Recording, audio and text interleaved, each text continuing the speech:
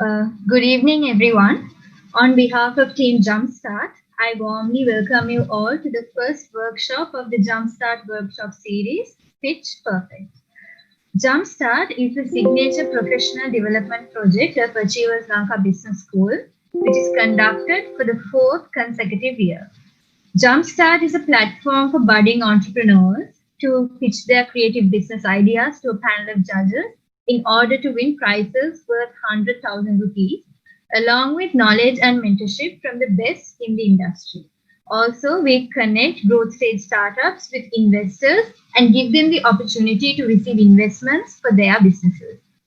Today's workshop, Pitch Perfect, will be focused on understanding the basic skills in pitching a business idea effectively, followed by a workshop on product development and how to prepare a proper business plan. So before moving on to the workshop, here's a small shout out to our co-working space partner, Hub9.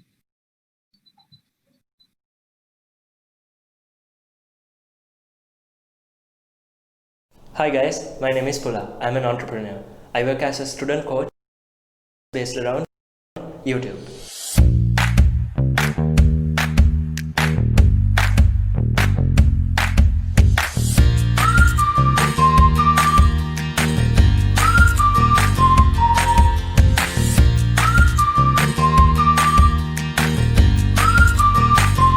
Hub9 has played a major role in my work life. Since Hub9 offers 24/7 access, it has been very convenient for me. Between shooting, editing my videos and doing coaching sessions, I work on a very flexible schedule. There's air conditioning, you can just come in and plug your laptop and start work. There's no hassle at all. The staff and the people you find here are really friendly. You get tea as well, so overall you can just focus on your work and get a lot of it done within a day. The internet speed here is super fast and that has helped me a lot with my upload. There's a chill out area downstairs. I go there when I need to take a break or just a change in my environment. It helps to keep my balance while I'm working here. This meeting room is really nice. I have used it for some of my interviews and I also use it for my coaching sessions and meetings with clients. If you are working here, you can easily book it for your meetings as well. During the pandemic, Hub9 has taken all the necessary precautions to keep all of us safe, so that's all good. The value I get for the 15,000 rupees I invest at Hub9 is just amazing.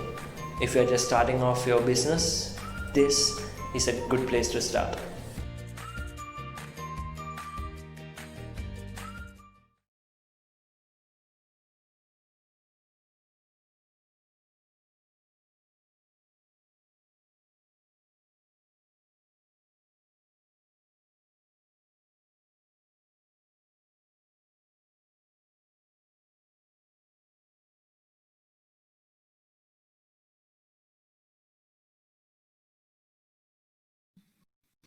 Moving on, today's workshop, Pitch Perfect, will be conducted by Mr. Biman Lienage, CEO and founder of Circu Technologies. Biman Lienage is a researcher, inventor, and serial entrepreneur with several advanced technology development ventures established in Beijing, Taiwan, Hong Kong, and Sri Lanka.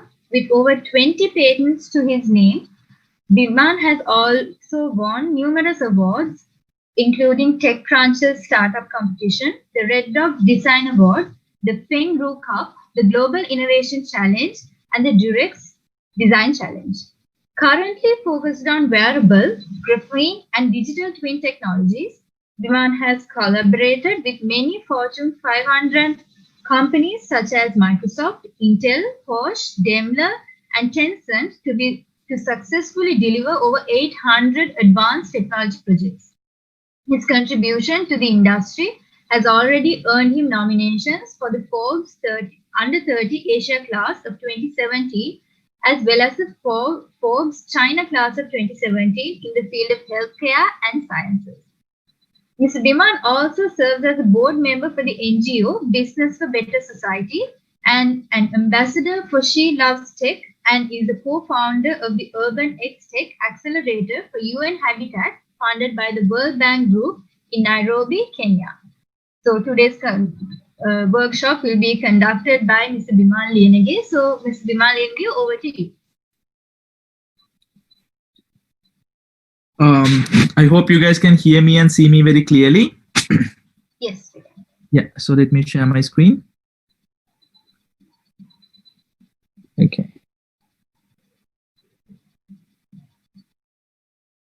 So I would request everyone to switch on their cams if it's possible, so that I can see all the reactions and then again the questions that you guys are getting confused, so that I can just make sure that I can cater for the needs as we go on. Yeah. 1 second. Okay. So you guys can hear me clearly, right? Okay. So today actually I want to divide the presentation into 2 parts. So we have 1.5 hours with each other to talk. So it's a very interactive session.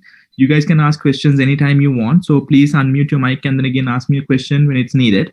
And other than that, just I'll give you an idea about product development, and then what you should be building, why you should be building a business, and then how you should be pitching it to not only investors, your users, people that you just try to create a value towards too. So how many of you guys here, so you know that Zoom has a function here. So how many of you guys are planning on becoming entrepreneurs or already entrepreneurs? So you can just use the emojis to just let me know.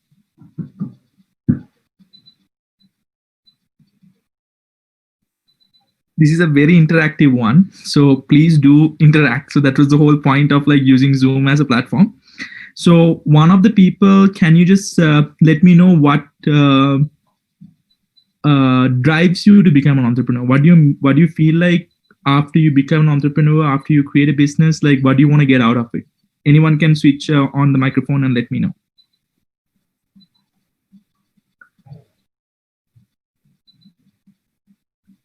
Guys,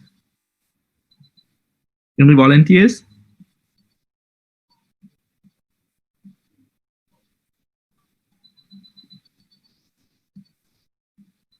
I can do the same thing that I usually do otherwise. So we can just randomly pick one and ask.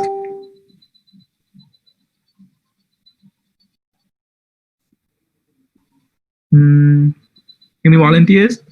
Yeah. There's one in the chat box. Okay. Saab Nalveer, he says the plan is to empower the youth and human. Okay. Any other people who want to become entrepreneurs? What is the value proposition? What do you feel like you're going to gain after you become an entrepreneur? Anyone else to get a diverse opinion? Because you know that you can't be shy and pitch an idea. So the whole first point is that we should break that barrier so that you can just express your ideas freely. And now with Zoom, so I'm not in front of you guys. If I'm in front of you guys, it's going to be much more worse. So now you guys can use the chat if you don't want to talk. So let me know that what drives you to become an entrepreneur. Hi, am I audible? Yes. Yes, Mahesh, I can hear you. Yeah. This is just a one reason that came to my mind. Actually, I just don't want to lead a very monotonous lifestyle, which from 8 to 9 jobs I don't like. If you have become an entrepreneur, there's a diverse things and it's mine, and I can put my there's no restrictions for creativity.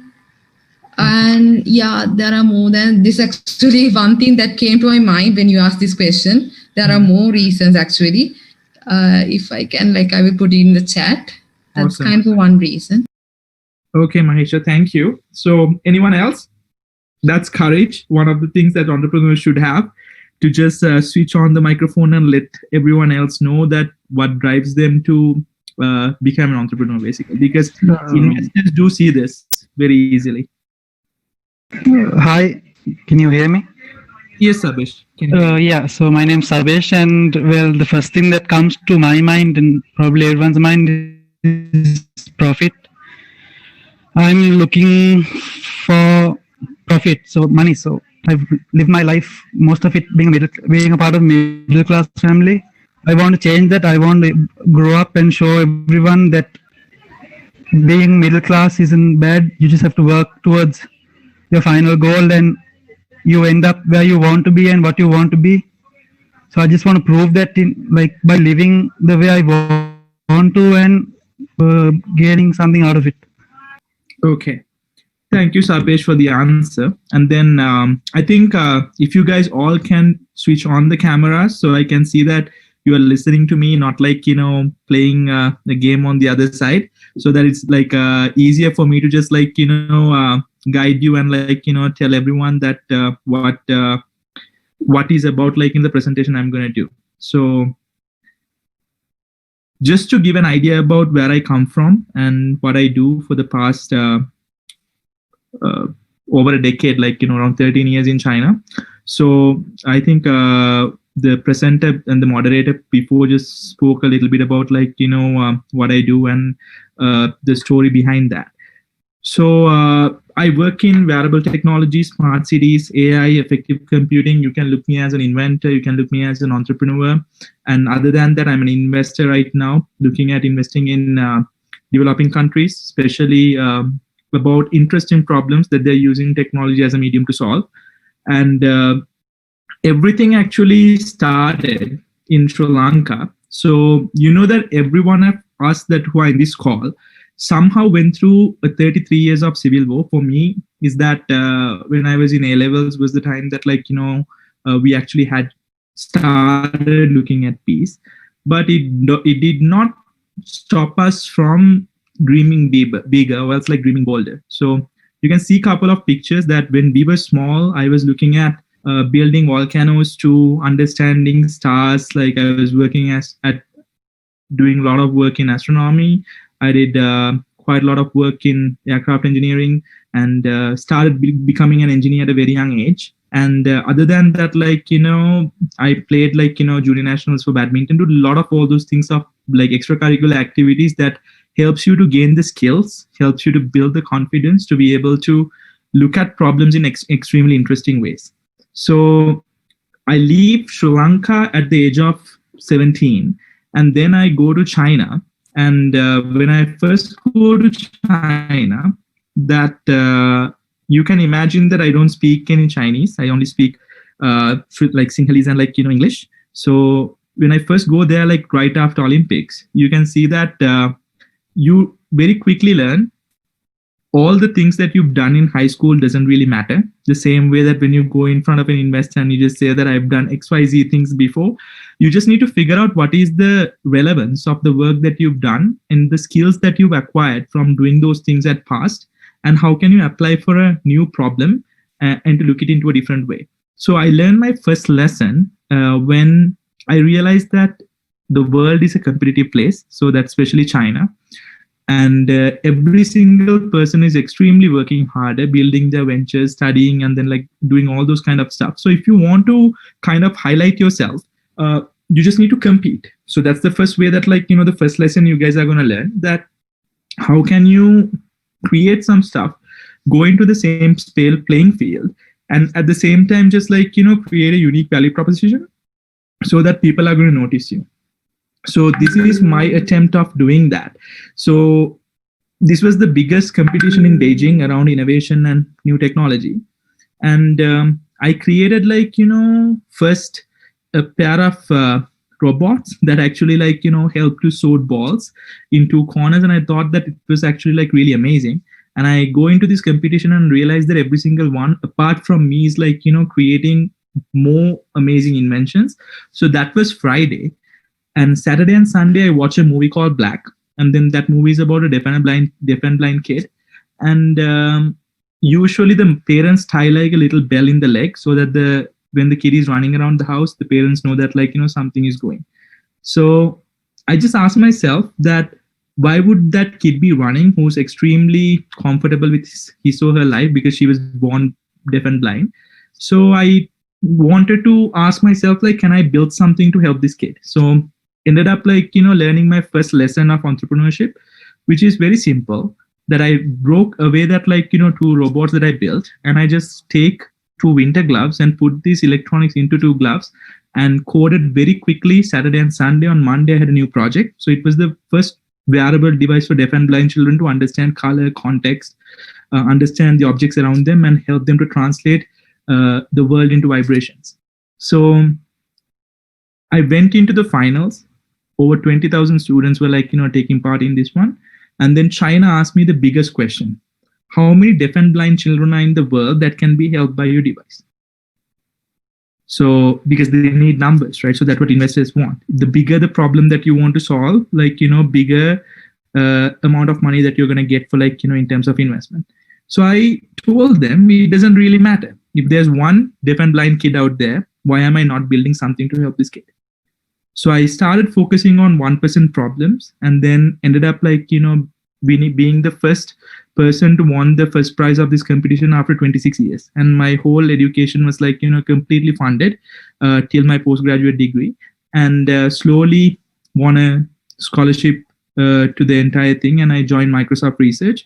I worked in Microsoft AI for data mining and machine learning, and then realized that I can't work for like, a big organization. So I just moved out and started like, my own company. So one of the things that like, you want to understand across is that all these things that I've created. So like, we've created like, suits that can measure your whole body in 3D, to one of the China's first 3D printed dresses for autonomous driving vehicles for Daimler, Mercedes-Benz, and creating like, these crazy type of inventions. And then I just realized that in order for you to talk to you guys, I picked a couple of projects and then tell you like, what was the thinking behind like, creating this. So the whole idea that like, before you go in front of an investor or ask yourself, should be coming from the passion to solve bigger problems. So that, I don't know how many of you guys know this framework called moonshot thinking. So how many of you have ever heard this word moonshot thinking before? Anyone? Raise hands, switch on microphones. Have you guys heard about this framework called moonshot thinking? First time. First time, okay. So in 1960s, right, we like wanted to go to the moon. And then again, there was this amazing speech that was said that in this decade, we are going to work all the energy that we have to put a man in the moon, right? So those days, we were extremely passionate, motivated about trying to solve problems that were extremely big, with using our creative thinking, using our problem-solving skills to just put a man in moon. So if you look at the people who worked on the project, like, for example, Margaret Hamilton is one of the lead scientists who designed the first programming language that enables like, to control the flight controller in the both Eagle modules. And she was a person that who had a kid at that time, kind of created like, whole branch of computer science in programming, and new technologies around engineering, and then precision engineering, all those things came in because we were trying to think big. So what I want you guys to like look at is, it's a framework that came from Google that is called, how can you build products that are 10 times more effective than 10% increments? For example, like, if you want to build a product that is like 10 times better than something already existing here, you need to think about the problem in an extremely different way. So you need to have a huge problem. You need to have a radical solution. And then you need to have like a breakthrough technology to be able to achieve this. So this is type of like, a method that you can re-look at whatever you are doing and see whether like, it maps into this like, thought process, right? So why is this important? So companies like Google, or else like companies like, Intel, or like these huge, ginormous organizations have immense amount of resources that they can spend to be able to like, create projects, or else like, to do multiple number of iterations to build like, some amazing stuff. But we are coming from this little island where that we don't have enormous investment, we don't have enormous resources. So we need to figure out a way to solve big problems using what we have. So today what you're going to learn is, one part is how can you localize moonshot thinking into your organization. That means whatever the project that like, you are solving right now, you need to figure out like, a method that how you can make sure your investors see a bigger picture. So that like a problem that you're going to solve is extremely big. The solution that you have is extremely radical, and you're using a breakthrough technology to like, reach the scalability that is needed to just get the project out. So as a person that who believes in this type of moonshot thinking, when I was reading Dr. Arthur C. Clarke's work in 2020, we were supposed to have flying cars, but you can see what we are inventing right now. We only have 140 characters to type. And Peter Thiel said that is one of the famous quotations. So we need to relook at the projects that we are doing. Are we actually solving a pain point for the customers? Are we actually communicating it better to the people? So my work started pretty early on. That as doing astronomy, I was very glad to meet Sir Arthur C. Clarke. And one of the things that I was extremely carried away is that any sufficiently advanced technology is indistinguishable from magic. So basically, if you're using technology as a medium to run your business, especially, you need to really understand that how can you integrate technology seamlessly in things that you do, so that people, when they're using your products, they actually like feel like they're actually having a magical experience. So this is something that I've designed for one of my clients, and it took me a month to do that. You can see that we can 100% predict what is the number that of the die that come on the top. So you see like now it's 5 to 1. So you can 100% predict like, the number coming on top. So if you ask someone that who's not a scientist, he would look at this and just kind of feel like, this is magic. Like, how is that machine recognizing what's coming on top? There's no cameras, there's nothing. So technically, solving huge problems require magic. And magic is not only the solution that you have, it's actually like, finding that the value proposition. That means that whatever the solution that you're putting in your business plans, your pitch, need to be unique from the competition, and you need to figure out what is the uniqueness. It's the team, it's the approach you have, it's the resources and all those kind of stuff. So it's extremely important first, before you put it into a piece of paper, you need to first discover like, what is that magic that you have in the team, and what is that magic that you have in the solution that keeps you apart and makes you interesting in terms of solving a problem. So one of the things that you need to look at is when you are solving these type of like, problems, is most of you really like to be more connected with the solution rather than the problem. So as entrepreneurs, one of the things that you need to do is that do not fall in love with your solution. Because more you fall in love with your solution, you feel like, I am doing something amazing, and I'm doing something like, big, and no one is like better than me. And then ego comes up like, and sneaks into the picture. So if you disconnect with yourself with the solution and more connect towards the problem, you'll realize that like, you are trying a new method, or you're trying a very interesting approach towards like, solving the problem. So 3 things. First thing is solving huge problems require magic. So you need to understand what is the X factor that you have to attract the talent, collaborators, and validate your solution holistically. Second thing is that what I really like is something called conscious engineering. That means every single product that you're doing, do not use shortcuts. Make sure that like, you are building the proper thing in the right way, and then you're validating with the right crowd before going into the market. Otherwise, you won't be able to grow or scale at a point that is require your business to be like more successful. Third thing is that you come from a low resource, low setting environment. So how can you optimize your loop length, so that how can you just do enough experiments and validate your product market fit and ship effectively without like, missing any timelines or deadlines to be able to like get the product to do what it like intend to do. Up till now, do you guys have any questions?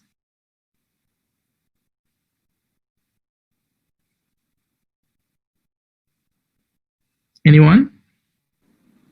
I do have a doubt, Biman. Yes. So you mentioned that don't be in love with your product and stuff like that. But then while I've been doing some research for my company, most of these people that I've spoken with are very optimistic about their product. So how does being optimistic differ from being egoistic? So very good question. So if you disconnect yourself with the solution and if you connect with the problem, one of the things that's going to happen is that, like, obviously, like, you're going to be optimistic in terms of building something, but building something is only part of the equation. Till you get something built and get it into the million people of hands, like, that's whole two different things. So technically that needs to make sure that you build a product that people like and they can afford it and they fall in love with it, like, recommend your product to other people. So all these cycle needs to happen when you're actually running a business. So one of the things that you need to understand is that when you come up with a solution, you feel like you are doing something really amazing that gives you confidence. But when you go in front of an investor that who sees, like, millions of products on a day and who's going through business plans, like, crazily, you'd realize that, like, if you go there and, like, try to defend yourself and then saying that why my product is the most amazing one, he's going to ask you a couple of questions, see whether that how much you know about the problem. So what you should be doing as entrepreneurs is, like, figuring out and connecting more with the problem. Am I solving it the most best effective way with the knowledge and the resources that I have? What is there anyone else who's solving the same problem in a much more better than me? So that you just, like, go into this whole point that you fall in love with the problem so much that you see the unique value proposition very clearly, that what you're offering. So I'm not talking about, like, not falling in love with your product in terms of you should be, like, in love with your product, what you're building, but do not, like, have this mental model in your head that you are the only one that who can do it, or else, like, your product is the best and all those kind of, like, things, because you don't know.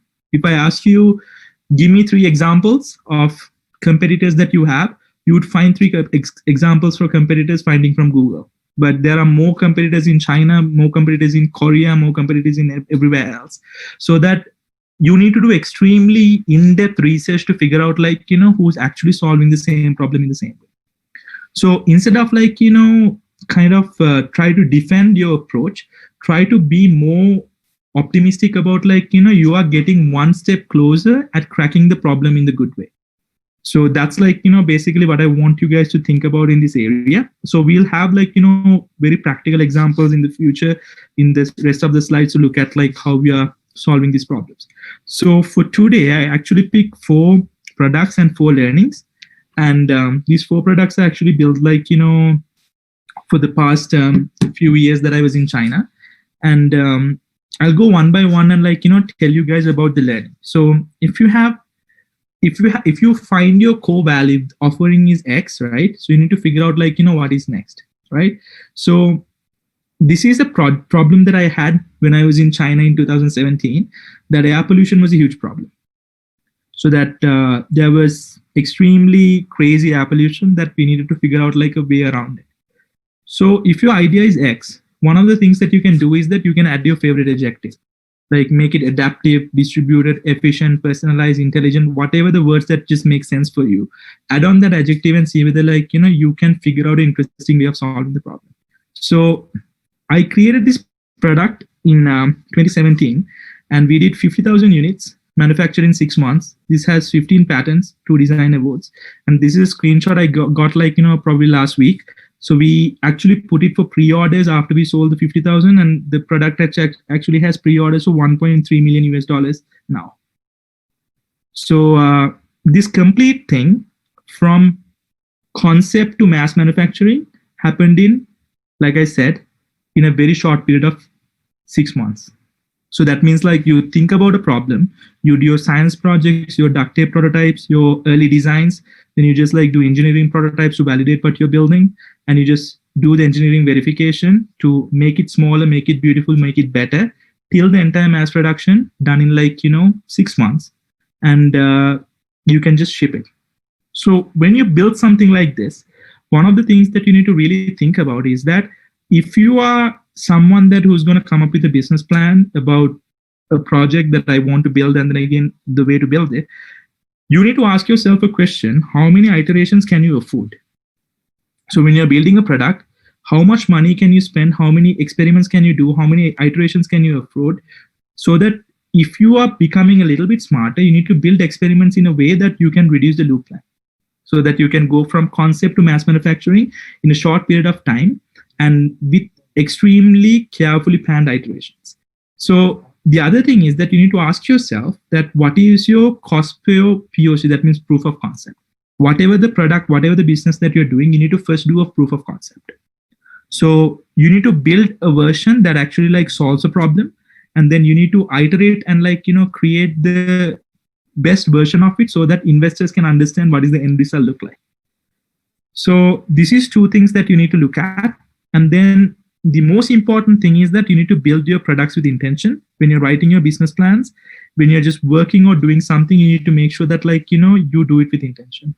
So from building these products out of nowhere in China and winning TechCrunch, which is the highest startup competition in the startup world, and modeling for this thing, all the things that I've done. But the interesting thing is that the most important thing, when you build this product, you can see that there are two batteries that you're putting in front of someone's face. So till now, none of the products have blown up. So when you're building a product, you need to make sure that you're writing the course, you're writing the code, you're doing the electronics, you're doing the engineering in an extremely conscious way so that every single person that was in the team is going to optimize the experience, not the cost. When you want to build something that is like shit and save money, give it to a person, you're not an entrepreneur, you're a cheater. So you come up with a loophole in a business plan and try to tell that I figured out make money because I've optimized this thing and I'm just giving to people. Know that you're going to get hit by the bus because people are the ultimate people that are going to use the product. And if you don't have the confidence to give your family member to use the product, the business plan and impressing investor doesn't make any sense. So that building products with intention is extremely important. So every single thing that you're writing into your business plan, creating a business, is not just about capital structure, making money, becoming rich. It's about solving a problem that actually is big, and money is going to be a byproduct after that if you solve the problem in a good way. So if you go into the next part, the other thing is that you should be really good at putting ideas together. So this is what we call as I built this in 2016, 17ish, basically. So this is one of the world's first 3D printed cakes. Food. So these machines that you see are completely built in our lab in Beijing. So we wanted to introduce these tools that actually goes into kitchen. So we wanted to work with 3D printing food, so that the big problem we wanted to solve was in precision nutrition. So that I can give someone 2 grams of carbohydrate, 4 grams of protein, 3 grams of vitamin D. How can you make sure that you can print a cookie out of? So when you want to solve this problem, one of the things that you want to do is that you want to talk subject experts that who are chefs. I cook occasionally, but technically one of the things is that when you want to teach cooks or chefs or sous chefs design engineering, they don't take it lightly. So you need to understand some problems that you're solving and putting in your business plans, putting in your pitches. Your audience might not be the people that who understand what you want to pitch. So that you might be the best as engineering, best at solving this problem in a much more interesting way. But the subject expert that who's been doing it forever. For example, if you're in a healthcare sector, it's a doctor. If you're doing something in kitchens, it's a chef. And you go there and tell you don't know anything. This is a new technology. So you expect them to understand what you're explaining. So you need to figure out what is your communication design. How can you explain this in a way for the subject expert so that he can validate that what you're building is actually useful. So this is extremely important. So third thing that I want to teach you is that once you find a solution, make sure that you find all the, if you have a solution, if it's a hammer, you can just find all the needles you can hit with it. So this is something that happened when I first came to Sri Lanka in January this year. And then the whole borders were closed and we can't build anything, but we decided that we want to look at a problem and solve it in a better way. So you can see that the problem we wanted to solve here was, can we redefine the relationship with a mask? So why we wanted to redefine the relationship with the mask is extremely interesting, is because all the disposable masks that you're using right now, when you throw it into the ocean, when you throw it on the ground, you know that they're not going to be deteriorated. So 166 billion worth of money is going on procuring PPE or masks. So when you throw it into the ground, you don't know how long that you've been using it. You don't know whether it's working or not. But when you throw it onto the ground, it's just going to be there. And it's going to create a wastage problem that's going to be someone else's problem later. So what I want to highlight on this learning is when you want to create something that basically come up with the beginning of the problem and the ending of the problem. Don't just create a solution by looking at only one side. So we wanted to create a mask that is 100% biodegradable. That means when you throw it to the ground, it's going to be biodegradable. And we made a sensor out of Sri Lankan graphite, and we just extracted graphene, and we created one of the smartest sensors in the world to understand the filter usage, mask usage, and making sure that a person is going to use it 100% before they throw it into the ground. And we were able to build a sensor for $1 in Sri Lanka using the knowledge of our beloved scientists and engineers here cooperating with multiple different parties together. So one of the things that I want you guys to take out of this experiment is that when I came to Sri Lanka, so that you can say that the borders are closed, nothing is happening, but we tried to do what we can with what we have at where we are. And now it's going to be one of the first high-tech export products that is going out of the country. So the key thing is that it's the mindset. It's not not just finding a problem and finding a solution. It's just am I solving this problem entirely 100%? For example, I can just start a mask company and then again just make money out of it. But if I don't think about what's going to happen to the mask when I throw it into the ground, I'm only looking at on 50% of the problem. So the rest of the 50% is going to be someone else's problem. So when you want to solve problems holistically, those problems becomes much more attractive, and you need to have much more higher brain capacity to be able to solve this. So the last example I'm taking to just tell you guys is one of the other problems that I'm extremely interested in. So I have an AI company focusing on mental health. So out of all the projects that can work in AI, so we've raised a couple of million US dollars on this one also. And we wanted to figure out how to make machines understand emotions. So 4 years ago, I started this company, and we wanted to build an AI company out of nothing. So we gave us a challenge. Can we build the highest recognition accuracy algorithm for human emotion detection, globally validated?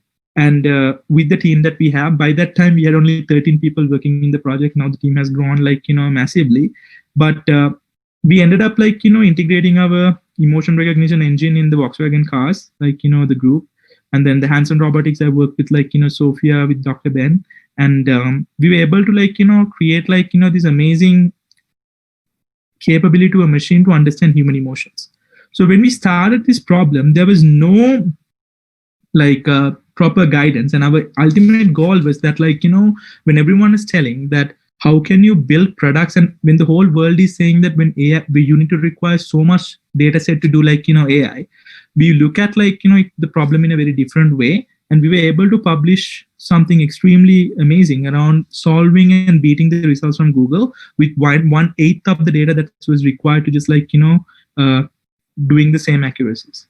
So one of the things that I want you guys to get out of it is basically how can you build AI companies type of a thing in a low resource setting. So always remember, when you build your pitches, people are going to ask and challenge you with extremely different questions, so that when Microsoft's AI, Google's are trying to solve the same problem that you're solving, how can you better than them? How can you just beat or solve a problem in a much more different way than just all these mega or big companies? So you need to have an answer for that. So this is what we call as, if you have a problem, you need to actually really look at the problem in an extremely different angle, and to be able to validate your answers globally, so that you can actually build some sort of value proposition. So let me go to the part that just extremely important right now. So you need to make sure that you are building your projects in such a way and you're showing it to like, customers, and then you're getting their feedback, iterating your product, and making sure that what you're putting in your PPT is actually like solving a problem that is actually not your problem, it's like the user's problem. So one of the biggest things that people do sometimes is they go and ask like, how to say, features from the customers. So that what do you think they should have? So don't ask features from the customers. What you should be asking from them is like their pain points and their problems.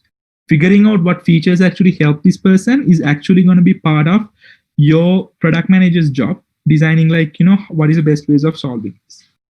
So if you're building something, if you're building a business, make sure that you meet your clients, you show the solution and get their feedback. And then there's a way of like, really figuring out whether your business or your solution is actually helping them to solve a core problem that they have.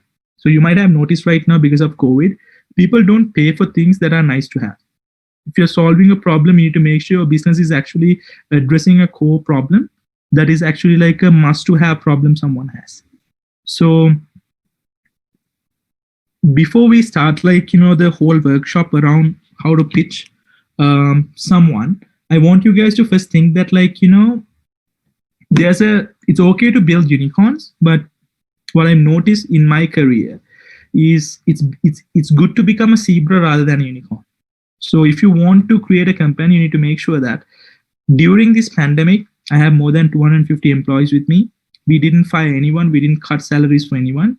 And when COVID broke out in China, I had like, more than like 10 employees who were stuck in Wuhan, that who actually like, citizens of the like, city. And we made sure that like, they were taken care of. We made sure every single employee that I had was taken care of, so that you can make sure that people are working with the highest intention that they have, solving the problems the best way that they can. And this happens only if you have a zebra mentality. So if you want to grow really fast, become a unicorn, I'm not the best person to advise you, because I don't believe in unsustainable growth. So you need to make sure the problem that you're solving it in the right way. You're not using shortcuts, and you're coming and like, ending up at a point that you're going to regret your decisions. So if you look at entrepreneurs, look at how many people end up in jail. So you want to build a company, build a business that is legal, that helps the society, that is contributing towards like, positive growth, so that you are actually like, creating some sort of positive impact in the world. So this is extremely important. And make sure that like, how can you design the value proposition that you have in such a way that what you're spending your time every single day from the moment that you're like woken up is going to towards like, making the society to move forward in the positive direction. So if I go into like, the design, the pitch part, you guys have any questions like, out of the things that I've just mentioned so far? Anyone?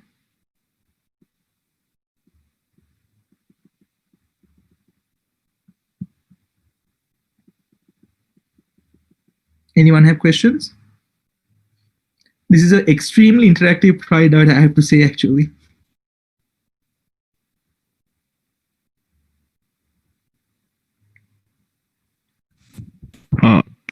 I have a question. Yes. So when we are designing our problem, like most of the famous people I know, I mean the previous successful people like Steve Jobs and all other people, like they try to solve problem like they are facing, right? So when we are trying to build a product for the whole global market, how do we find that our problem is going to affect to the other people? I mean, how we trying to find the customer segment? So I think like, we can just learn a bit more about like in how we are designing those things and like how we are designing this, like the whole business plan, your pitch and everything. But I think like, the most important thing that you should be getting out of what I've been speaking so far is that you need to find problems that's worth solving.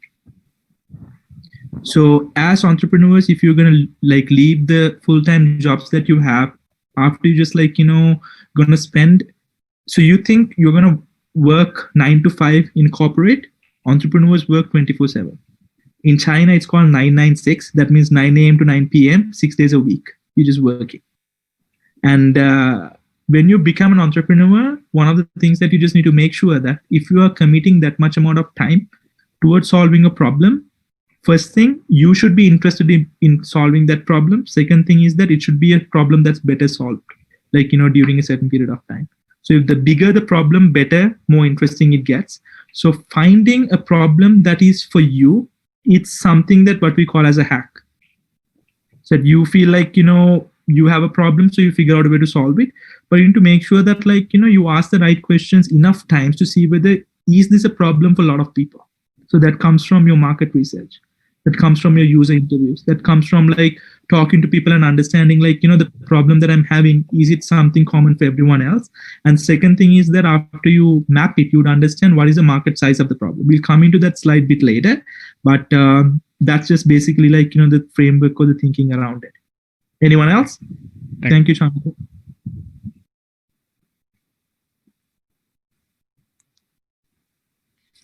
Anyone else? Any questions?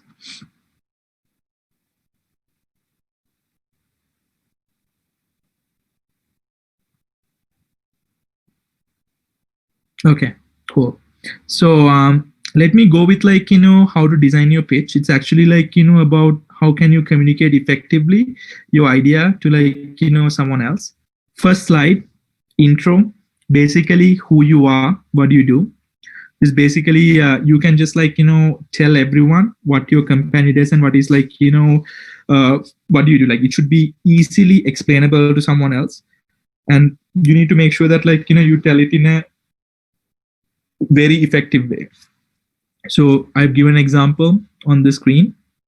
You need to just, like, be clear with how you're explaining your concept to someone else. So second slide is going to be around your problem. So you need to make the strongest argument possible that this is a problem.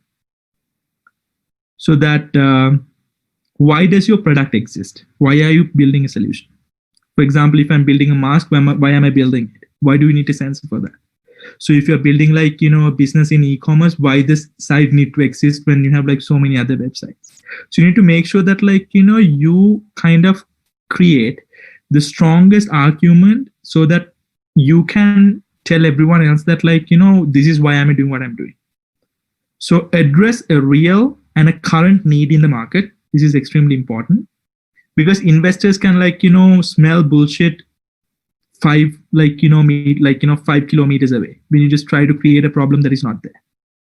Second thing is that, like, you need to avoid, like, the broad industry problems. Don't say that, like, the whole world, like, is this problem's market size is like $100 billion US. If I make 1% of it, like, I'm like a successful entrepreneur. So if you're solving a problem, make sure that, like, if the whole problem is, like, in Sri Lanka, first you're going to find Colombo, and then again you're becoming the market leader for Colombo, and then you can talk about, like, the rest of Sri Lanka after you prove your proof of concept.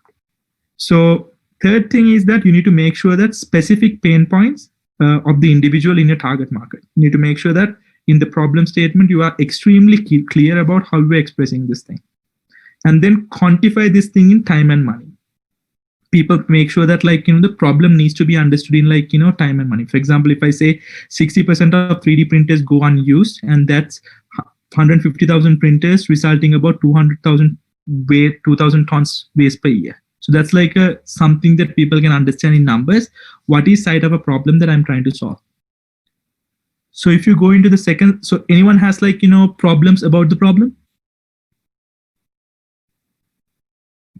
Anyone? I was actually told this was a very interactive session. Don't know what happened with the interactivity. Does anyone have a problem about the problem?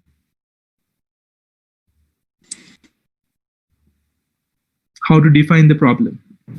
Do we need to provide the targeted audiences also in this problem? So that comes a bit later, but the key thing first is that, like, it's around, like, of course you need to just, like, figure out a way that is the address, the real, basically, like, you need to tell that how much people are going to be part of, like, that you're trying to solve. So that means like, you need to, if you imagine like, if something saying that, how to say that, COVID, right? So if you say that I'm trying to come up with a solution for like, help patients who are infected in COVID, you need to make sure that like, it's a huge problem, right? Because you can come up with numbers very easily to be able to validate your point. So it's it's the way that you're writing and expressing your problem statement. But you need to make sure that you follow the key things that I mentioned before. It's just not telling the number. You need to be very specific. Out of COVID, right? What is the problem that you're trying to solve? So what is that like group of people that are directly going to be benefited from your solution? Okay. So only don't say that the whole world is in COVID, because everyone knows that. Like when you come and say that like, you're trying to solve it, like you're not going to come up with a solution for the whole world. You just need to say that like, I'm coming up with a solution for this particular group of people. And then again, just like, why, and then again, you need to come up with numbers and say like, why do you know about this market in a better way than anyone else? So, and then the second part is that basically your solution and your USP, right?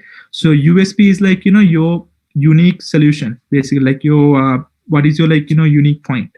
So is your solution can be explained to a dumb person in 2 lines. If someone comes to me and say that like, I've created something so complex that I can't like express to you because you're not like, someone who's like knowledgeable enough to understand my solution, that particular person is extremely disconnected with the solution to begin with. If you know what you build, you should be able to like explain it in like, layman terms. If you have done something AI, if someone says that it's AI, it's machine learning, it's data, you won't understand. That's extremely stupid, because like that means like you're just giving someone a black box, and if the solution is not working sometimes, you won't be able to explain why it's not working for this particular people. So you need to make sure that like, you can answer the questions. What is the solution? How does it work? Right? And then things around like, what is your unique selling points with the solution that you have compared to other people. So just look at like, basically figuring out those adjectives that I mentioned before. So that those are the unique selling points that you can just say.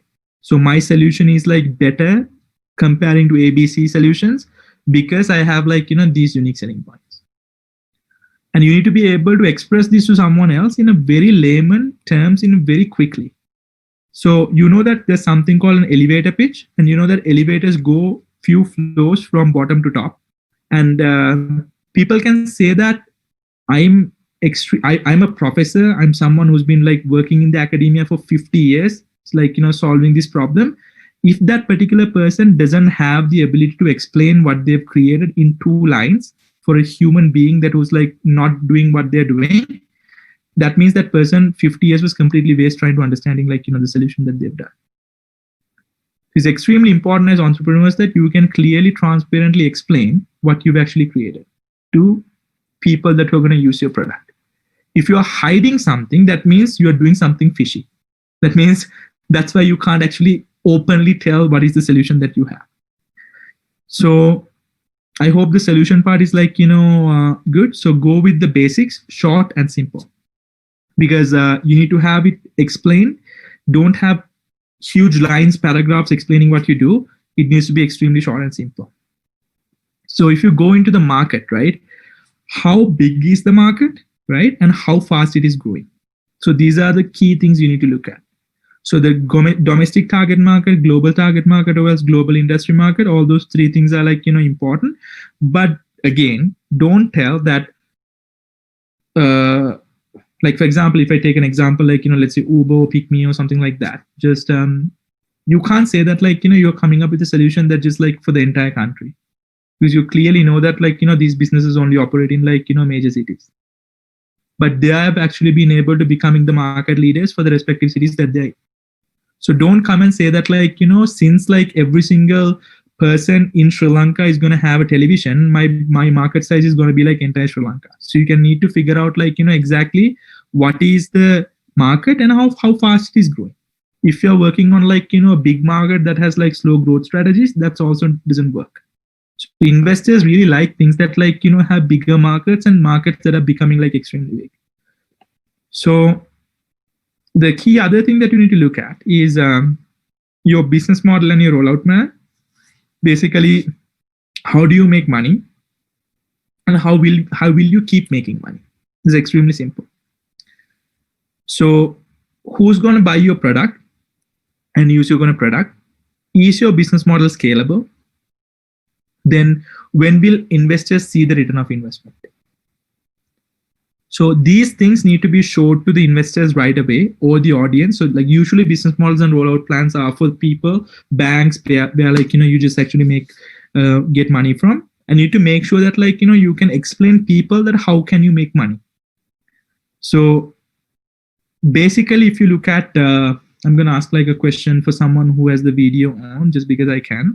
So I'm going to ask like, one of you guys, how much you guys know about like, sharing economy? Like sharing economy means like, companies like Ofo, Mobike, these kind of companies that like you don't own an asset, but you can rent an asset on a given time. What do you think about like, what do you think their business model was in the beginning? For example, I'll tell you like an example. So like there's one of the things that is extremely common is called, you have bikes that is like on the street. Anyone can go scan a QR code, like, and then the lock opens and I can just sit on the bike and just go as far as I want. And then again, I can lock the bike again and I get just charged like very little amount of money. And then you can actually see that you don't own a bike, but there's so many bikes in the street. I just don't need to have one. I just need to have an app to be able to unlock one and go wherever I want. So what do you think is the business model that they had? Anyone here?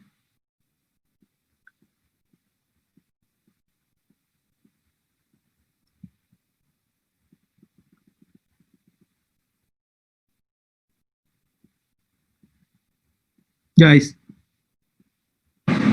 Small question. Just want to know, you're asking what sort of strategy that the companies use to use their business plan, is it? No, my question is very simple. It's just like, what is the business model?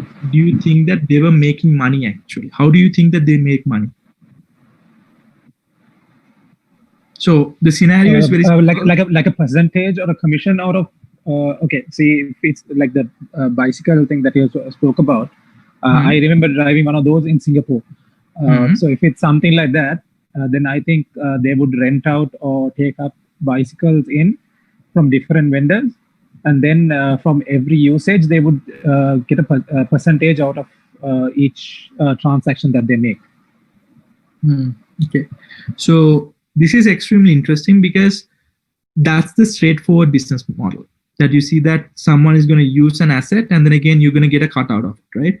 But apparently they used to make money. The real money came from like, deposits. So if you want to actually rent a bike, right, you need to put a deposit that was saying that like, $200 or $100 so that if the bike is lost, right, I can actually like, claim that money. So that before you just actually start subscribing for the service, you need to actually like deposit certain amount of money so that like you can use the service. So actual business model was to be able to get as much as like, those deposits. So that imagine that if you get, 200 RMB from one client. So would you say like, let's say like $100 from someone and you just get it from like, 100 million people. That means 100 million multiplied by $100 that you get in terms of pure cash, right? So then your commission becomes extremely small because your product is a financial product. Like, so that you would understand the business model was extremely different from what you can see. So that's exactly the reason those kind of like, sharing economic companies failed, because they used to reinvest that money into like, their production. And when people wanted their money back, they didn't have money to give because they've already been like, used. So you need to be extremely careful that how you design your business model in such a way that it's not going to put your company at risk. So when you talk to the investors, you need to make sure that you can explain it very clearly in legal and layman terms that how you make money, and then again, how can you keep making money?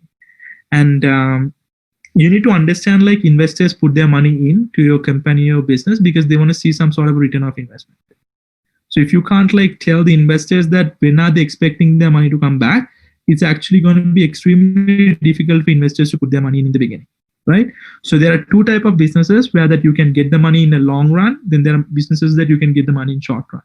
So you need to really understand what type of business that you're running. For example, if you say that like I need to build a company like let's say Facebook, you would understand like there is a cost what we call as a customer acquisition cost. So that means if I want to get a customer to my platform who's going to spend, I'm going to spend more money in.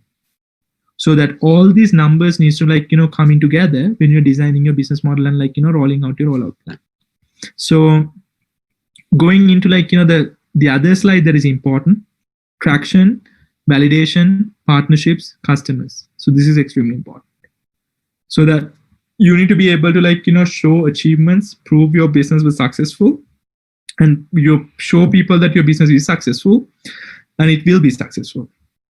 Customers, monthly revenue, if you can show them growth rates, total customers, partners, how many you have, what is the importance of the partners, and what does this mean to your business in terms of development and revenue, like, and what people are telling about you basically. Like, do you see that, for example, like, when magazines like Forbes or Mashable or like everyone else talks about that this is a promising company, this is a promising entrepreneur, that gives like, validation for people saying that investors that these people are doing something right. So these three things need to make sure so that big media platforms like actually helps you to just like, show what the potential revenue is going to look like. So traction is extremely important, and validation from accredited resources. It's not like, my neighbor thinks I'm running a good business, so that you should be sending me money. You need to make sure that your business is being validated by the proper people. And the last part is basically what's your team and what is your advisory board. So how are you guys the best people to be able to solve this problem in the most effective way? And why are you different from everyone else? And then what are the unique skill sets that every single person in your team has to be able to solve this problem in much more effective way than the other competitors that's there? And then the most important thing is that like, you need to have a team. The team has two parts. First part is your members that were like working full time on it. And the second type of the team members that what we call as the advisory board. And then each of the advisory board needs to have, so you need to understand like, people don't work as advisors for free.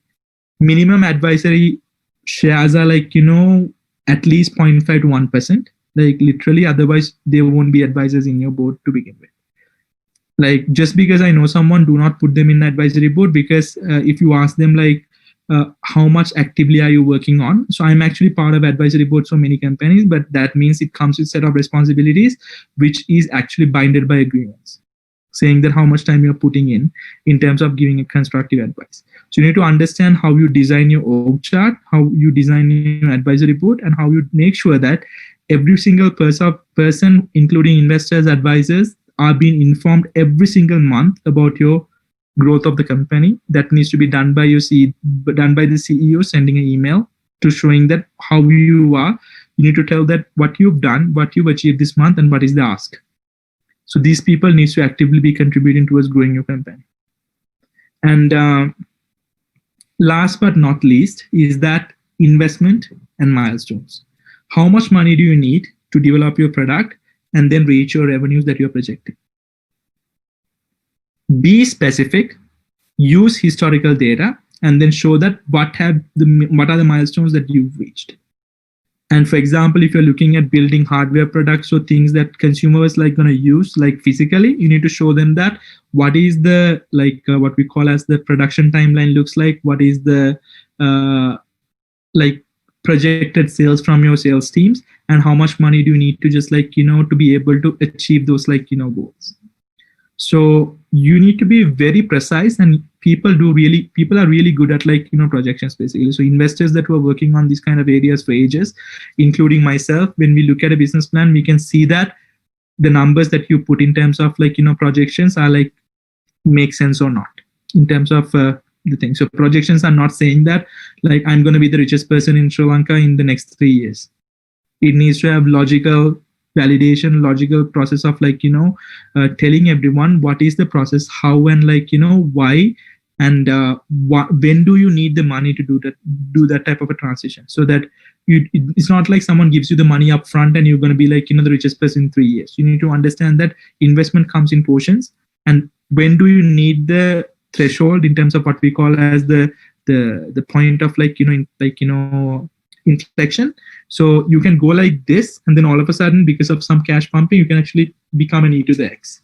So you need to understand when do you need money to do that exponential growth you want. So I'm a person who believes do not raise money unless it's necessary. Make sure that your customers pay for what you build, so that if you get money, it's a loan. If you get money from an investor, if you get money from a bank, it's a loan. So which means people have expectations for you, and then you just become a person that you exactly don't want to become. So you do know that there are many companies that investors actually have put new board members, put new people, so that you ended up just losing your own company that you created. So best thing, my software company, for example, and we've done so much work, and it's 100% a family business, and we've not taken a cent, and we've done more than 6 million US per year, something like that. Zero money that is invested by anyone, basically. So the customers pay for what they build. So it's extremely interesting to see that, but at the same time, do not take investors just because you can. So I have beautiful investors who's extremely amazing, so that you actually make them part of your company because of not the money that they're putting in, not only the money that they're putting in, it's all the experience, the network that they're bringing into your company. So if you're just only looking at money as an investment, make sure that you just have no other options. But if you're bringing in investors, you need to make sure that they are bringing something else to the table other than money. So I hope I'm clear about that slide. Last one is that Q&A. Prepare your audience, and then again make sure that you have the right people in that particular presentation that ask this question. If it's a technical and there are people asking technical questions, and if the CEO is not the person who has the 100% technical depth, make sure that your CTO comes with you into the meeting so that he can ask the questions right away, so that otherwise you would feel you would not be able to explain yourself properly to the investors who's in front of you. So any other questions about pitching? I've actually gone through the slides, and then now I'm going to spend time answering the questions that you have. I have a question. How did you choose your team when you had an idea and when you wanted to build a product? So basically, I'm a technical co-founder. So can I know who just asked this question? What's the name? Please, next time when you ask the questions, tell your name and what you do, and so that I can answer it much more appropriately. Okay. So yeah. So I'm a technical co-founder, so which means I have the skill set to build and test ideas myself. And then when I want to bring people in, that's mostly around the skill sets that I don't have, or else I feel that those things that I can be delegated to someone else. So when you build something and when you want to bring people into your organization or your company, you need to first make sure a couple of things. So can I ask a question? So the person who asked the question, what's the name again? It's Jay. Okay. And are you running a company actively now? Or are you planning on making one? I'm planning on making one. Planning on making one. So what type of an idea you have? Are you a technical co-founder or non-technical co-founder? I would say a technical co-founder. You're a technical co-founder, right? So basically, if you're bringing in other people, so the key thing is that you need to have a pitch that you tell to the co-founders also. Before you talk to investors, you need to make sure that someone else is going to believe in yourself to work on a project and solve a problem that's worth solving. And he's going to spend time and he's going to work full time on this thing. So when you have part-time co-founders, don't believe in them.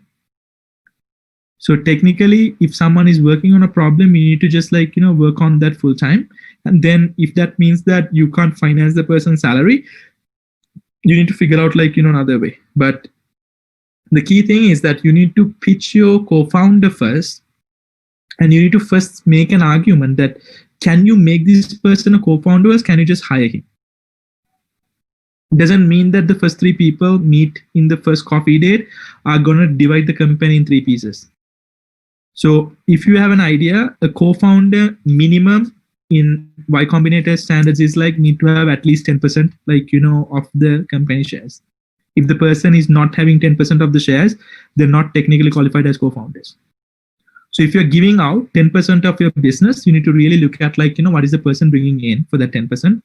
And then second thing is that what is the salary? And then all the other things, and why do you want that person to do what? So you need to make sure that that particular person, what is the role, what is the job role, what is the previous experience, and then it's not just simply finding a friend that who wants to work on a project and then divide the company in half. It's much more bigger than that, because it's a business, and businesses are have. So for example, if you come to me and tell me that two of my friends started this business and each of us own the business 50%, you won't be able to raise money anyway. Because you need to understand there's a logic behind why these co-founders have split equity in such way, and then what is the value of the company in the beginning. Then otherwise you won't be able to assign value to equity also that you're putting together. So in the beginning of the conversation, is nothing about equity, it's nothing about salaries, it's about 2 people or 3 people who are passionate about solving a problem. So you need to go and explain this thing to the person and saying that there is a problem like this, I see a huge market potential, I see that way to solve a problem in a much more interesting way. Do you believe that this is something that we can pull through? And if you are a CEO type of a person, you need to paint a bigger picture and say that I feel like we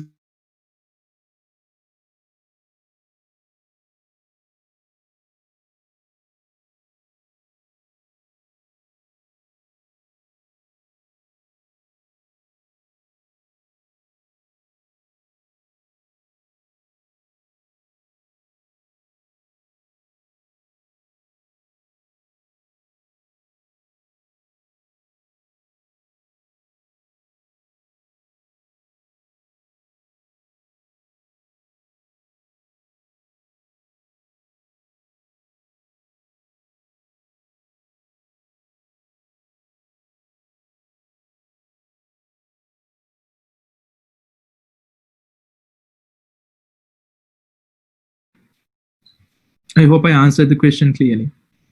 Anyone else? We have 54 people so far.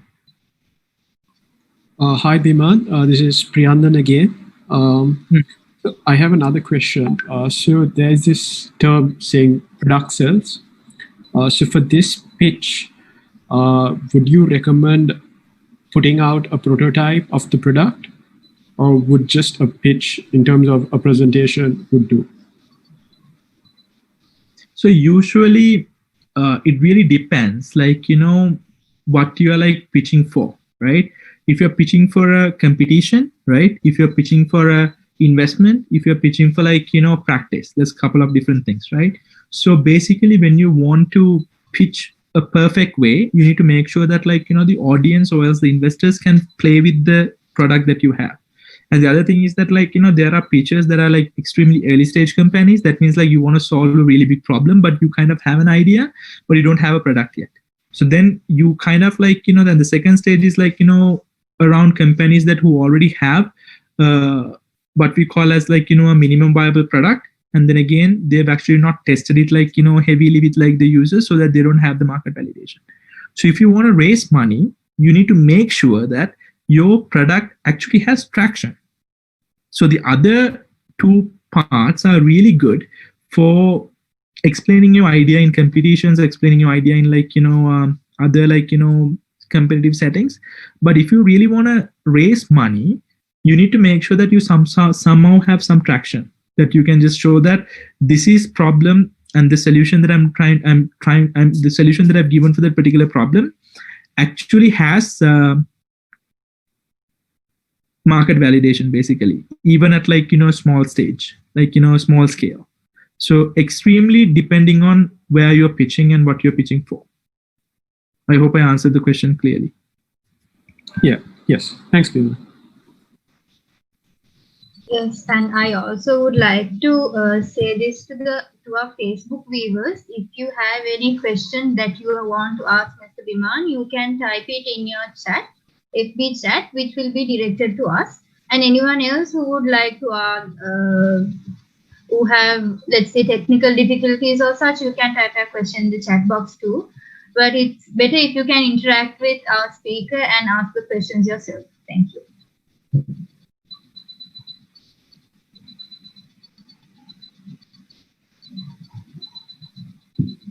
Any questions? Yeah. Hi, this is Yorajalingam Dinesh. So when we talk about the business model, do we need to show like a chart, something like what amount of revenue we can target in first year, second year, and third year, something like that? Do we need to provide that growth? You need to do that actually, to be honest, because the reason is that, like, that is a projection, right? So when you actually try to show someone that what is the growth projection of your company, right? So like basically how much money that are you planning on just like, do it, you call it like, your financial projection, right? So that you need to say that when you're doing your financial projection, something like, so I'll tell you my financial projection for one of the projects so that you would understand how to do it.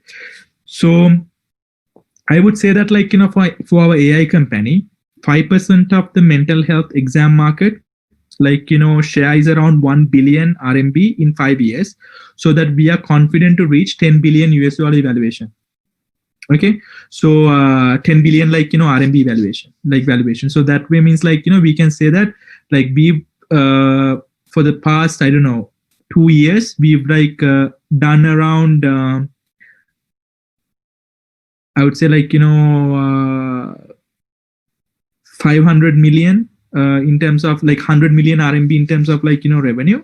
And then we need to make, like, by 2024, we would be able to get, like, 1,500 million RMB in terms of, like, revenue. So it's just way to just, like, explain is that you need to first say that what is the size of the market, and then what is the total potential looks like if you just like make all the money out of it, right? And then you need to just like give a realistic estimation within the next 2 years, right? We would be able to raise this much amount of, like, the cap. And then you need to actually show them what you've done before, so that this projection actually has historical fact to back your claims. Does it make sense? So Yorajalingam is like this, right? So imagine if you have like started a small shop to sell something, you need to first sell things and show that, like, I've been selling good, right? And then the whole product market is this big. If you say that, like, it's like, 1 million rupees, in this 1 million rupees, like, you can say that from my shop, I can do like, 200,000 rupees in the next 2 years. So that way, like, you're confidently doing a claim, and your past sales are actually backing up your future claim. So you need to actually like put it in terms so that, like, the investors can understand, like, what is the growth projection look like. For that projection, we need to consider a lot of factors, right? So we need exactly. So in a financial model, you need to consider a lot of factors, so that in the beginning, if you're like an amateur company that like have not done this before, your numbers, investors know that, like, it's just like made up and it's bullshit, so that they only invest in the team.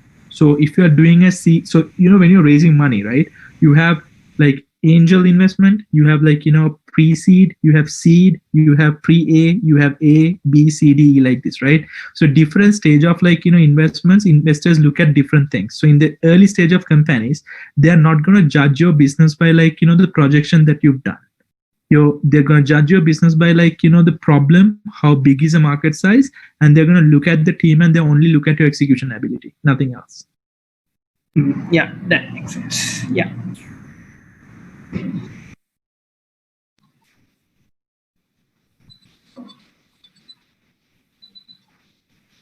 Yeah, so meanwhile, now I would like to move on to a few sponsor shout outs.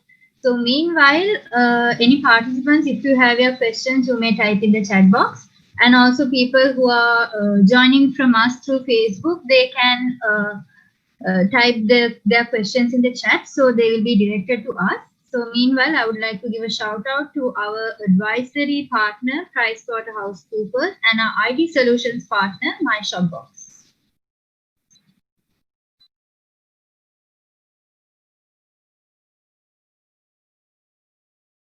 Meet Nadisha and Nipani. They make upcycle products and want to share this passion. So they started a business and took it online using Shopbox. Shopbox is an online commerce solution which allows anyone to easily and affordably sell online. It provides all the tools needed to set up and run your own website. Have your online store set up in minutes by entering your store details and uploading your product. Taking the hassle out of setting up and maintaining an online store, Shopbox helps you work on the more important things, like growing your business. Make your business successful. Shopbox.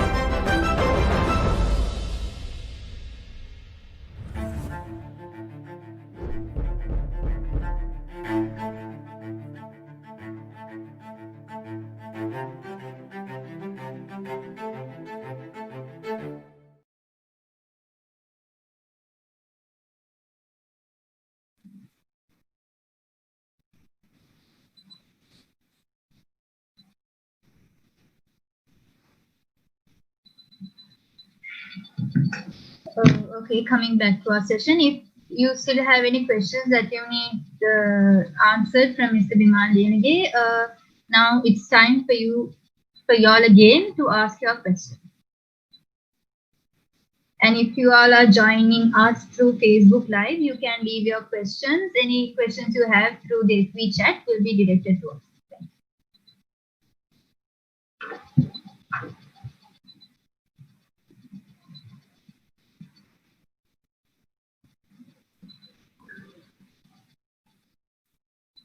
I think, like, if you don't have questions to ask, like, I'm going to give you like my opinion around becoming an entrepreneur, and then say that if you look at my own story, right? I worked extremely hard in school.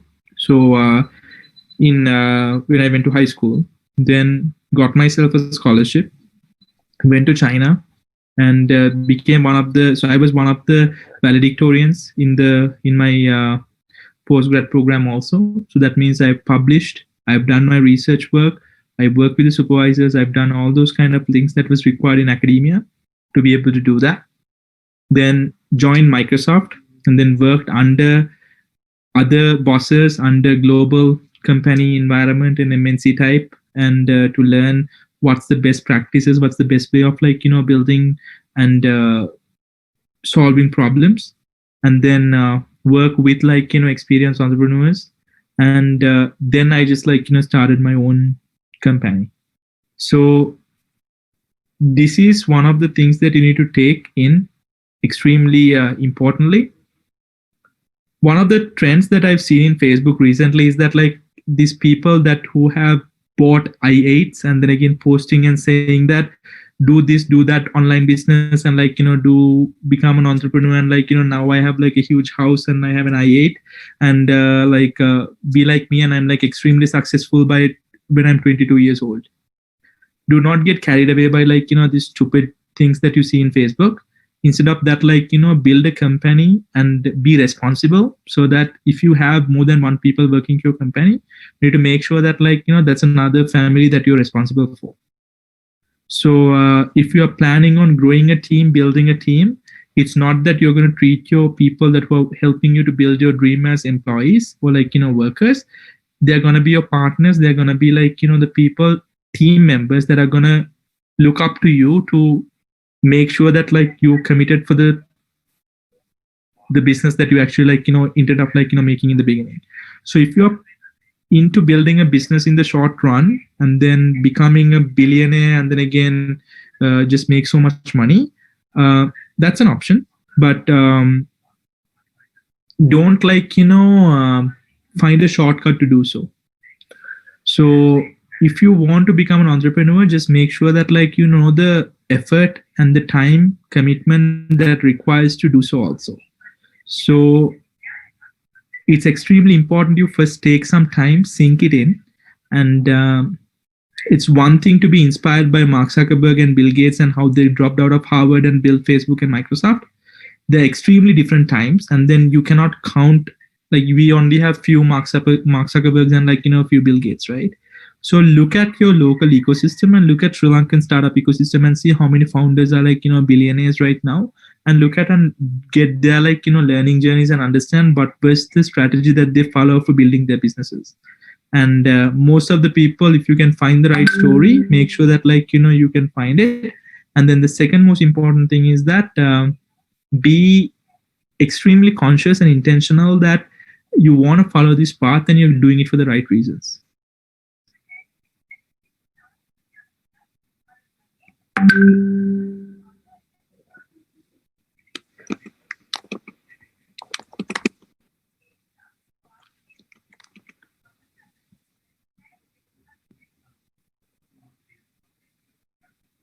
So I have like, a question from Jennifer. What is the most important quality to become an entrepreneur? According to you, apart from different ideas, thinking outside of the box, taking risk, other common ideas that internet give? My audio wouldn't be clear. Okay. So what is the most important quality to become an entrepreneur? Is resilience. So resilience is that like, when you start building a business, you realize that you need to be extremely adaptable, so that things are changing very quickly. So if, for example, people that who started startups, like, people who started co-working spaces might not have thought a pandemic might come and then the people would just leave the startup place, right? Or else like the co-working space. So you need to be adaptable. How can you use the pace? And then again, how can you just quickly change your business to not suffer from the things that you cannot control? So that requires extremely high levels of resilience. That means no matter what the investors say, no matter what the market say, if you really believe in something and if you're not stupid, and if you feel like, your sense of like, understanding around the problem means that you come up with like, a thing, you need to be like, follow your path basically till proven otherwise. So that's important that you have extremely good social skills in terms of figuring out mentors that who believe in you, advising you, take care of you. Not just like, only the capital sense, but more of like, who would like literally care about you in terms of the problem that you're solving. So I hope I answered the question. So resilience would be like, my first factor. So Nadi is asking, hello, sir, if we are unable to raise capital at the beginning, how can we account on this matter? Can we join investors to my business? Is this good? So it's like this, Nadi, right? So when you want to, if you're not able to raise money, you need to really evaluate and see that what is the feedback the investors are giving you. So you can go meet an investor. So like when I was raising my money for my AI company, I met more than 200 investors. So basically you first need to understand that you create an investors list. You would just like need to figure out how either you're talking to their FAs, like the fund managers, or else you're going to talk to the partners. So first thing you need to do is that you need to start from the bottom of the list, the people that who are highly unlikely to invest in your business, and go and pitch, and then like get practice, and then understand like, what is the best way of explaining yourself to like, these people. And then after that, when you become confident around the pitch, you'll understand most of these investors are going to ask certain type of questions. Most of the time, they're like very common questions. So you would have answers for these problems that like these, like, so you already have pre-prepared answers for these problems, and you'll spend time like, figuring out what is the shortest and the sweetest way of answering these things. So second thing is that once you understand why investors are keeping on rejecting, most of the time it's like either a problem that they don't see the market is huge, or else like your business model has like some issues. So you need to revisit that, show it to like, advisors, and then again, show it to people that who've actually made money. So it's extremely important that when you get advice from people that who are actually building startups, they have run a startup, they've actually raised money, not the advisors that who have an idea about startups. So one of the things is that like, when you get advice from wrong people, they just like give you the general advice that you can get from Google. So that's not the advice that you need at this time, basically. I hope I answered the question. So, and the other last part, can we have investors in your business? Really depends. Like, I think investors are evil. So try to just like, be away from them, and no one gives you money for free. So if you can just make your customers like, pay money for you for something that you've actually helped them with, that's the best business model to begin with. If I'm not a tech founder, but I have an idea which might use tech, are there things of building this idea management? So basically, like if you're not a tech founder, you need to make sure that like, you go and meet more tech founders, and you need to first get your first co-founder before the investment. So you need to go and like, pitch your idea to a technical person and see whether how many technical people are interested in like, helping you. So your first pitch is actually like, getting your first co-founder on board. So if you have done enough work in terms of reading, understanding that what is the complexity, you would be able to figure out like, what type of a tech co-founder that you need to be able to solve this problem. And go for meetups, like, where startup people gather. It's very different tech co-founders that like, who would go there. And then you need to really understand what type of specific skill set that is needed for solving this problem. As a CEO or as a person that who has an idea, you need to be extremely knowledgeable about what is the skill set that is required to solve this problem effectively. I hope I answered the question. And I'm extremely disappointed by the crowd, by the way, that you guys are sending the messages privately rather than switching on the microphone and like, talking. Okay. So I have Danushi Patirana saying, there are people who don't have sufficient technical knowledge to build up an innovation individually, but have the passion and creative idea to carry on as an entrepreneur. How can they continue as an entrepreneur? First, give, then ask. So first thing, if you have like, ideas, if you are extremely passionate, you need to acquire the skill set that is required for you to build a campaign. So first thing is that like, be part, volunteer, work, and then try to just give as much as you can and learn the skill set that is required for you to build a business. So again, I'm stressing again, just because you can build a business, don't build one. You just need to really be aligned with the things that comes up with building businesses. So it's extremely important that that you just sink this in. And it's same thing as like, how my parents used to teach me. It's not like, what you want to be when you grow up. It's like, what are the problems that you are extremely interested in enough of solving when you grow up, so that you learn the skill set that is required to be able to do so.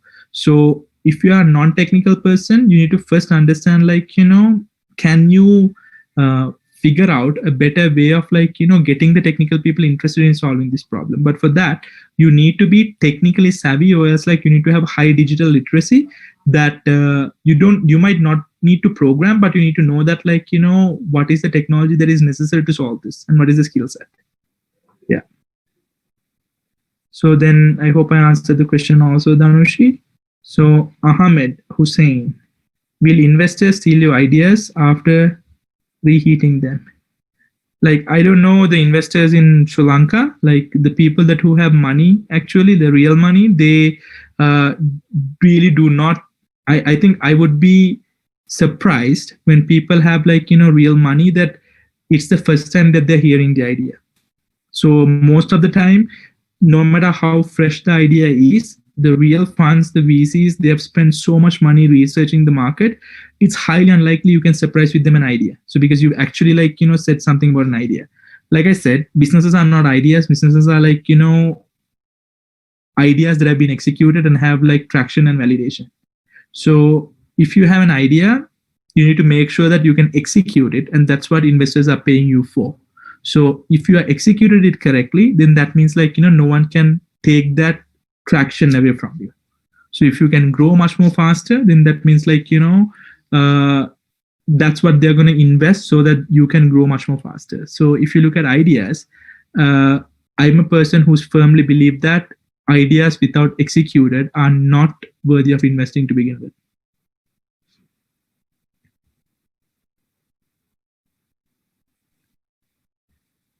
Anyone else? You can type. I have a question. So when you're starting in China, you have done this new products, right? So I'm also in my college first year. So I also really want to be an entrepreneur. So can you give some advice as a student entrepreneur, how to manage studies and this business?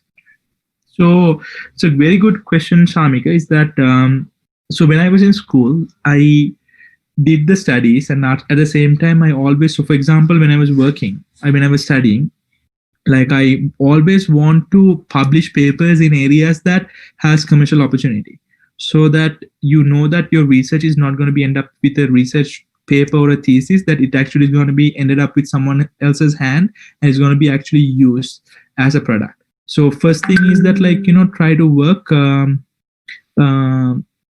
how to say that, try to make sure that your research is aligning with, or you are learning the right skills. If your school is teaching the wrong skills, learn the skills yourself. Because most of the time, if the whole world is like, working on newer stacks, if your school is teaching you like old stuff, just study that just because you want to pass the exams, but you need to learn new skills that is like required. Do challenging internships. If you have free time, do your own personal projects, build a portfolio up, build interest and build curiosity on solving like, interesting problems, and then try to do something challenging yourself in terms of outside of your school scope. And that would be my advice basically. So like all these things gonna take you so much time out of your schedule. So like literally, like, when I was in school, I didn't have a life basically. So like literally I was working or like, studying. Of course, you just like, had a social life. But other than that, like, it was extremely, how to say, like busy and tiring schedule. Yeah. Okay. Thank you very much. And also competitions. Try to look for competitions and then again take part. Try to go for pitching competitions. Try to go for like, these kind of like, events. Try to go for like, hackathons. Do whatever you can. Like, to be able to like, learn and acquire the skill set to build something in a short period of time, prove it, and then again present it in front of people that who actually understand the subject better than you. Okay. Anyone else?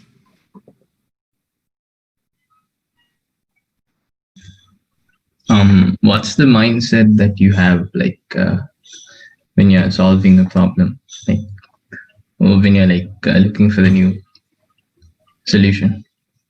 So I think the mindset that I have, like I said, is around, it's what I call as a peanut mindset.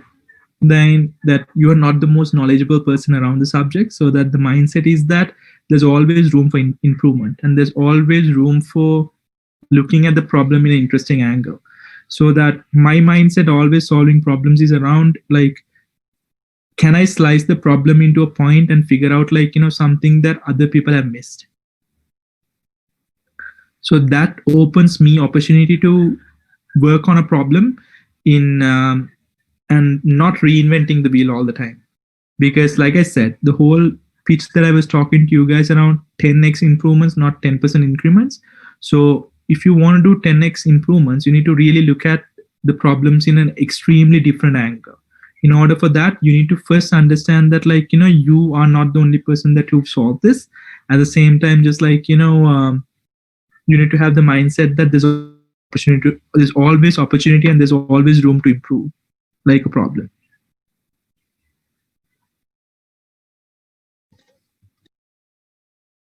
Yeah, that's pretty cool. Thanks.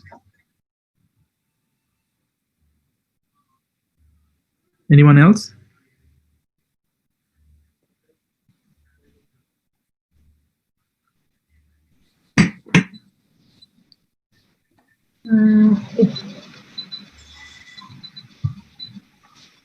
Okay, I do have a quick question, if that's okay. You said that an entrepreneur works 24/7. How do you manage that time? Because not 24/7. That was a figure of speech. Like, yes, no, I get what you're saying. They work a lot. Much how you manage more than the normal person. I don't know how you manage the time. It's like, it doesn't bother you if you have like a schedule. So we wake up early, and then I'm like, I don't know, I wake up early, and then other than that, like, I play badminton like a couple of times a week. So one of the things I couldn't mention you guys is that, there's something called the World Economic Forum, like, the Global Shapers Initiative from the World Economic Forum. I'm the curator for Beijing.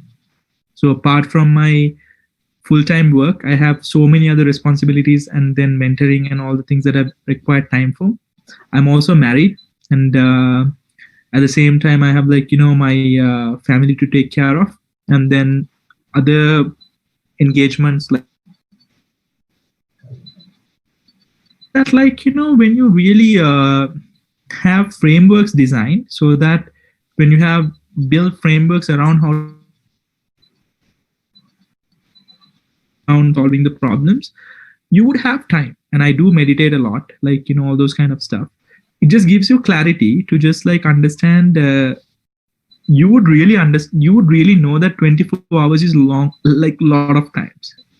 Like literally a day, when you wake up in the morning till you go to sleep, there's so much time. It's all about like, you prioritize like what needs to get done right now, and what are the things that you can do later, and the things that you enjoy the most, and things that like, you need to really like, do because other people are like expecting you to finish those things. So once you kind of like understand how you spend your time, and at the same time you have some time for yourself, it's extremely important that you get really good at time management. I have never seen entrepreneurs that like who just complain saying that my life sucks. So the reason I became an entrepreneur is because I really care about my freedom. I really care about like the time. So 1.5 hours, like, to spend with like, bunch of kids that I've never met, like, teenagers, like, people in 20s, 30s that who are going to build businesses. And I'm extremely happy that you guys are still on the call, listening to like, me trying to explain my experience to you. And if I'm not an entrepreneur, I won't be able to have this 1.5 hours to dedicate for you guys. So if I have 1.5 hours to talk to you, then that means like with all the things that's going on, like you can also get that time out of your schedule. So the key thing is that when you sleep deep. That means like, don't like roll in the bed for like, 4 hours and sleep only for 2 hours. Just like that, like do everything with like, intention, do everything with like, be at present. So you should be able to like, utilize your time pretty effectively. That's something I'm going to say. Yeah. So I have a question from Shana Lee. Thank you so much. Okay. So it's an appreciation message, but yeah, I thought it was a question. So anyways, going back, like, like guys, you have time. If you have like, this is the time that you can experiment, grow, learn, and then do all those kind of stuff. Do not start the journey with a financial incentive. That is the only thing I'm repeating again and again and again. Like, be interested in problems that you want to spend time solving, and then learn the skill set that is required to be able to solve problems in an effective way. Get as much as advice that you can get from people, individuals that who done that million times. And then if you become really good at solving the problem, your financial incentives are going to get it's going to be a byproduct. You're going to make money anyways. So I have a question from Bhuwani. When selecting target market, what advice you would like to give? It really depends on your problem, but when you're selecting your target market, look at where are the resources that you have the most to execute it effectively. So when you're selecting a target market, it's all about like the confidence that you have to be able to get the majority of the market at a given period of time. So if you're building a business like in Sri Lanka, try to be number one in your area first. Then you become the number one in your province. Then you become the number one in like the cut. That's how you just like, grow. So start with the target market that you're mostly confident in.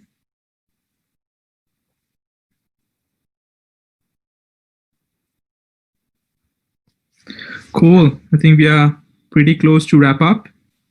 Any last question? I think I'll take one more.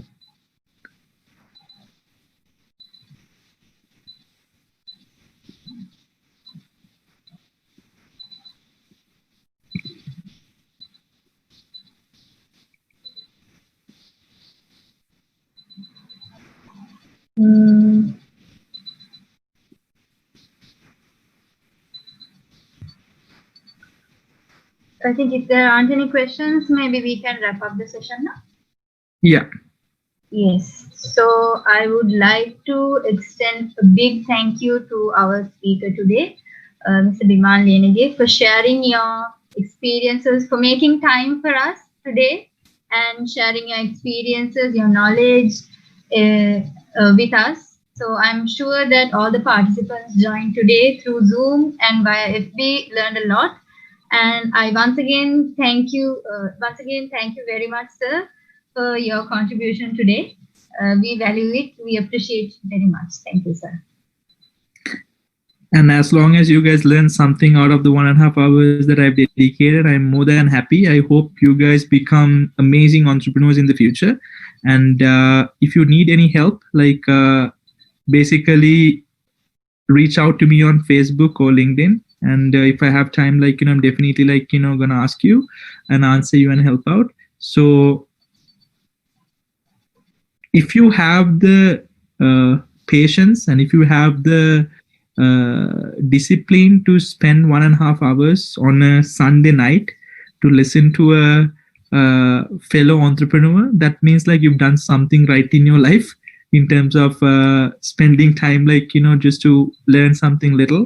And always remember one thing, that little things that like these are the ones that are going to give you big things in the future. So I'm going to end up like, my sharing with you guys. So I wish you all really good luck and be conscious entrepreneurs. That is the thing that I think what I can give to you guys from my session. Like I said, be conscious entrepreneurs, solve problems that like, the world needs. And then again, at the same time, I mean, if you guys are really good at what you guys are doing, you're going to be like financially like good at also. So just don't worry about that. Okay. So once again, thank you, Mr. Biman, for joining with us, and to all the participants, thank you for joining with us today. And also, I would like to mention our sponsors today for Jumpstart as well. Media partner Chocolate, Sustainable Energy Foundation Outreach Partner, Turu Reforestation Partner, E-Secretary Legal Consultation Partner, Hub9 Co-working Space Partner, StartupX Foundry Mentoring Partner, My Shopbox IT Solutions Partner, PricewaterhouseCoopers Advisory Partner, and Venture Frontier Knowledge Partner. Without these sponsors, we wouldn't have it wouldn't be successful. We wouldn't have been able to bring you Jumpstart. So while thanking our sponsors, we would like to wrap up this session for today. To everyone who participated today through Zoom and FB, a big thank you to all of you for making this workshop a success. And once again, Mr. Biman, thank you very much for joining with us today. So I hope you have a pleasant evening. Good night. Good night. Bye-bye.